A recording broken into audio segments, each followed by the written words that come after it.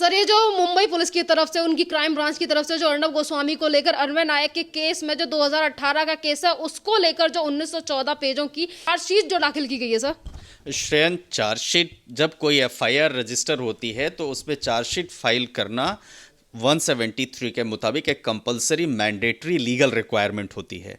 अब अर्नब गोस्वामी के केस में ऐसा हुआ कि पहले एफआईआर दर्ज हुई, एफआईआर दर्ज के बाद इन्वेस्टिगेशन हुआ 2018 में, इन्वेस्टिगेशन के बाद क्लोजर रिपोर्ट फाइल हुआ कि no offence is made out, और वो क्लोजर रिपोर्ट कोर्ट ने एक्सेप्ट कर लिया। उस क्लोजर रिपोर्ट के एक्सेप्टेंस के बाद अचानक से 1 साल के बाद बदले की भावना से कार्य करते हुए महाराष्ट्र की पुलिस अचानक जाती है और बिना कोर्ट की परमिशन, बिना कोर्ट की इंटीमेशन के, बिना कोर्ट के प्रायर अप्रूवल के घर से उठा करके उनको लेकर के जाती है। उसके बाद फिर सुप्रीम कोर्ट की इंटरवेंशन के बाद मेल मिलती है। तो दोबारा जो उठाने के पीछे उनका महाराष्ट्र सरकार का, महाराष्ट्र गवर्नमेंट का और महाराष्ट्र पुलिस का जो लॉजिक था वो ये था कि इस मैटर में बहुत सारे ऐसे इंक्रिमिनेटिंग एविडेंसेस आए हैं जिन एविडेंसेस की दोबारा से जांच होना जरूरी है, तो उसके बेसिस पर आए। परंतु कोर्ट ने कहा कि ठीक है, अगर आपके पास कुछ भी था तो आप उनको सबसे पहले समन करते, नोटिस देते, नोटिस देकर के बुलाते। अगर अर्नब गोस्वामी इन्वेस्टिगेशन ज्वाइन नहीं करते तो उसके बाद अगर आप अरेस्ट करते तो इसमें बात थी, लेकिन आप तो सीधे घर जाते हैं, घर के अंदर घुसते हैं और उठा करके लेकर के आ जाते हैं। ये आपने उनके फंडामेंटल राइट का वायलेशन किया, उनके लीगल राइट्स का वायलेशन किया, और जो सिटीजन होने के नाते देश की कानून व्यवस्था के मुताबिक उनको जो प्रोटेक्शन मिलना चाहिए वो नहीं मिला, और आपने तमाम वो सारी चीजें की, लॉ को वायलेट किया, जो लॉ में दिया गया है उसको इन्फ्रिंज किया। उसके बाद ये मामला आया, तो उस दोबारा जो इन्वेस्टिगेशन, जो पुलिस ने कार्यवाही की, उस कार्यवाही के बाद इन्वेस्टिगेशन करते हुए पुलिस ने जो चार्जशीट फाइल किया है वो सारे एविडेंसेस आएंगे कोर्ट के सामने। परंतु मैं इस बात में बता दूं कि शुरू से लेकर अब तक जो कार्यवाही रही पूरे उस केस में अर्नब गोस्वामी के, वो कार्यवाही ही लीगली मेंटेनेबल नहीं है। इसीलिए आप देखिए, सीजेएम ने पहले दिन जब अरेस्ट करके पेश किया गया मैजिस्ट्रेट के सामने, तो वहां चीफ जुडिशियल मैजिस्ट्रेट ने कहा कि आपने किस अथॉरिटी के तहत, कौन से कानून के तहत इनको अरेस्ट करके लेकर के आए, इनका अरेस्ट जो है इलीगल है। तो पहला जो ऑब्जर्वेशन आया वो वहां आया। उसके बाद दिल्ली हाईकोर्ट में सुनवाई के दौरान भी कई बार ये सारी बातें उठी। तीसरा जो सबसे बड़ा उसमें पहलू आया वो आया सुप्रीम कोर्ट का। सुप्रीम कोर्ट ने कहा कि अगर हम इस मामले में इंटरफेयर नहीं करेंगे तो ये होगा कि हम न्याय नहीं कर रहे हैं किसी इंडिविजुअल के साथ।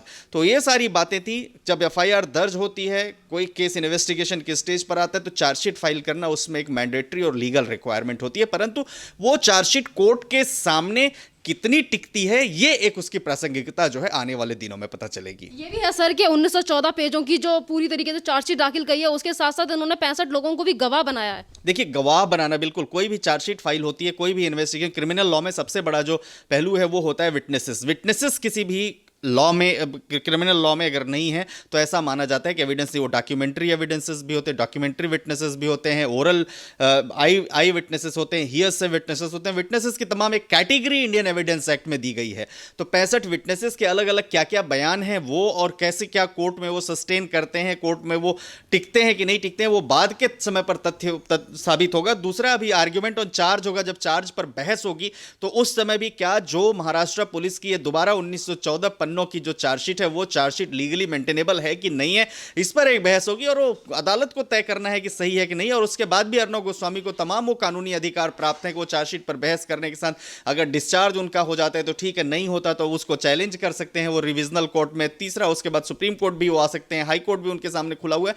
तो ये सारी रेमेडीज हैं। देखना है कि इसमें क्या क्या लीगल पहलू होते हैं। परंतु एक प्रश्न यह जरूर है, जो बड़ा प्रश्न खड़ा होता है, कि जिस तरीके से गिरफ्तारी हुई और जिस तरीके से एक बंद पड़े मामले में, जिसमें already closure report no offence made out की फाइल हो चुकी थी, उसको खोलने के बाद यह साबित होता है कि जो पूरी कार्यवाही थी वो कार्यवाही गलत थी, अवैधानिक थी। अभी कुछ दिन पहले सुप्रीम कोर्ट की तरफ से टिप्पणी की गई थी कि अन्वय नायक के केस में जिस तरीके से कार्रवाई की गई, इस पर कोई केस नहीं बनता, उसके बावजूद भी चार्जशीट दाखिल की जाती है। क्या मुंबई पुलिस सुप्रीम कोर्ट से ऊपर है? देखिए, नहीं, ऐसा सुप्रीम कोर्ट की जो ऑब्जर्वेशन थी, अब उसको कोई केस नहीं बनता नहीं। सुप्रीम कोर्ट ने ये नहीं कहा। सुप्रीम कोर्ट ने कहा कि जिस तरह जो मोड और मैनर था महाराष्ट्र पुलिस का, वो मोड एंड मैनर सही नहीं था, लीगल नहीं था और प्रोसीजरल नहीं था। किसी भी केस में, जिस केस में श्रेयन ऑलरेडी चार्जशीट फाइल हो गई हो, क्लोजर रिपोर्ट फाइल हो गया, अगर जब तक एप्रीहेंशन ना हो कि एक्यूज इस देश छोड़ करके भागेगा, या जब तक एप्रीहेंशन ना हो कि कोई बहुत बड़ा क्राइम करने वाला है, जब तक एप्रीहेंशन ना हो कि विटनेसेस को कोई डेंजर पहुंचाएगा, तब तक किसी भी परिस्थिति में इस तरह की अरेस्ट और इस तरह के केस में करना जो है सही नहीं है, नंबर एक। नंबर दो, जो पूरी की पूरी ट्रांजैक्शन थी वो ट्रांजैक्शन कमर्शियल ट्रांजैक्शन थी, सिविल नेचर का डिस्प्यूट था, ट्रेड का डिस्प्यूट था। तीनों एक्यूज्ड एक दूसरे को जानते नहीं थे, स्ट्रेंजर थे। उसके बाद भी सेक्शन 34 लगा देना, कॉमन इंटेंशन दिखा देना कि सबने मिल करके अबेटमेंट ऑफ सुसाइड का केस किया, ये सारी बातें कोर्ट के सामने आई। इन सारी बातों के बाद, इनको कंसीडर करने के बाद कोर्ट इस तथ्य पर पहुंचा कि जो कार्यवाही दोबारा अर्णव गोस्वामी के खिलाफ हुई वो कार्यवाही इलीगल थी, अवैधानिक थी।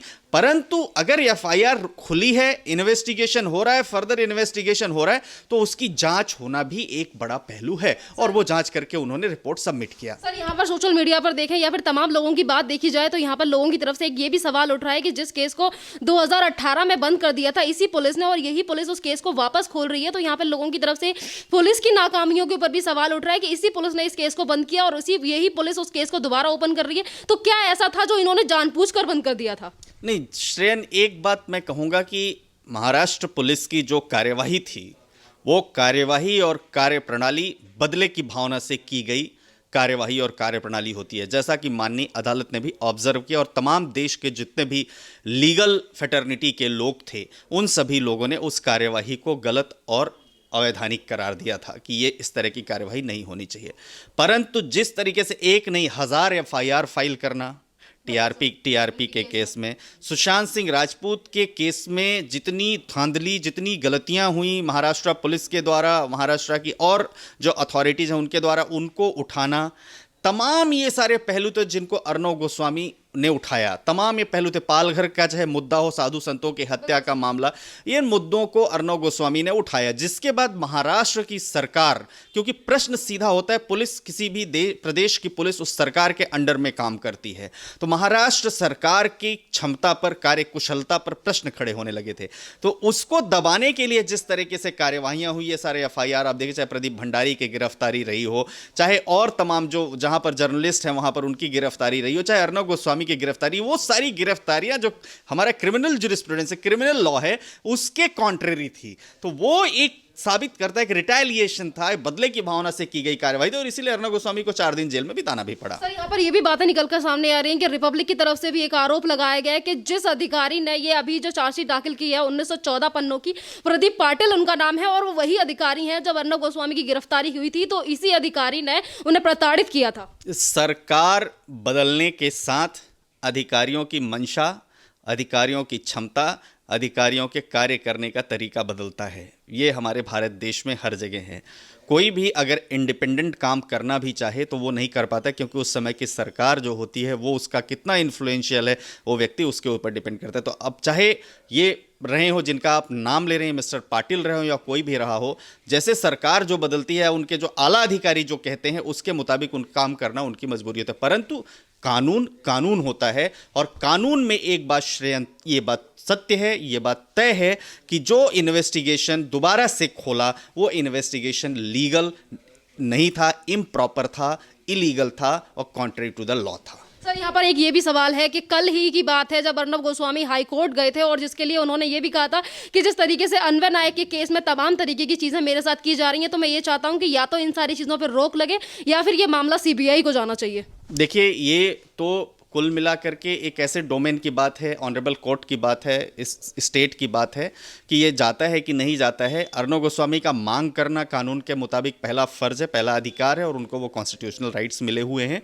तो जा भी सकता है सीबीआई के सामने, क्योंकि जिस तरह से कार्यवाहियां हुई हैं वो कार्यवाहियां ये साबित करती हैं कि इनके ऊपर बदले की भावना से की गई कार्यवाही है, और बदले की भावना से अगर कोई कार्यवाही होती तो निश्चित तौर पर जो दूसरी सेंट्रल एजेंसीज हैं वो अपना काम करती हैं। सर, मेरा एक लास्ट सवाल कि जिस तरीके से हर तरीके से मांग उठाई जा रही है कि इस मामले को भी सीबीआई को दे देना चाहिए, क्योंकि तमाम ऐसे केस हैं जिसको लेकर जनता हो या फिर वो जिस तरीके से जनता की तरफ से एक आक्रोश था कि उन्होंने ये कहा कि सारे मामले पालघर का हो, सुशांत सिंह राजपूत का हो, सभी ने कहा कि ये सारे मामले सीबीआई के पास जाने चाहिए। और जैसा कि आपने रवैया देखा उद्धव सरकार का, महाराष्ट्र सरकार का, जिस तरीके से इन्होंने हर केस को सीबीआई के पास जाने से रोका, अगर ये मामला भी सीबीआई के पास गया तो क्या इसको भी रोके कि उद्धव सरकार कहे कि ये मामला सीबीआई के पास नहीं जाना चाहिए? अभी तो महाराष्ट्र सरकार ने एक ऑर्डिनेंस भी लाया है कि महाराष्ट्र सरकार का डिस्क्रिशन होगा कि उसे किस मामले में सीबीआई के परमिशन के लिए संस्तुति देनी है, किस मामले में नहीं देनी है। वो भी एक बड़ा पहलू होगा अगर कभी जाता है ये मामला तो। परंतु पालघर के साधु संतों की हत्या, निर्मम हत्या, एक ऐसा विषय है श्रेयन जिसमें यह मामला निश्चित तौर पर सीबीआई या किसी और सेंट्रल एजेंसी से इन्वेस्टिगेट होना जरूरी है, क्योंकि जिस तरह से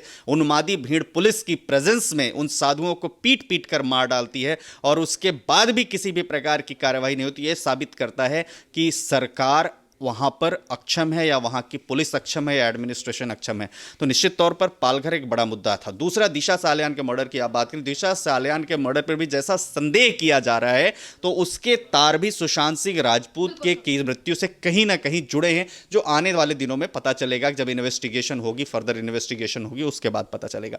परंतु एक ऐसा विषय जरूर है जिस विषय पर एक थॉरो इन्वेस्टिगेशन की जरूरत है। उस इन्वेस्टिगेशन के बाद जो ट्रुथ है वो ट्रुथ जनता के सामने आना चाहिए, वो ट्रुथ लीगल होना चाहिए, करेक्ट होना चाहिए। किसी भी सरकार की जिम्मेदारी होती है अपने सिटीजन्स के राइट्स को प्रोटेक्ट करना, ना कि सरकार अपने सिटीजन्स के राइट्स को कर्टेल करे और बदले की भावना से कार्य करे। धन्यवाद sir. Thank you Shreya. Court इस तथ्य पर पहुंचा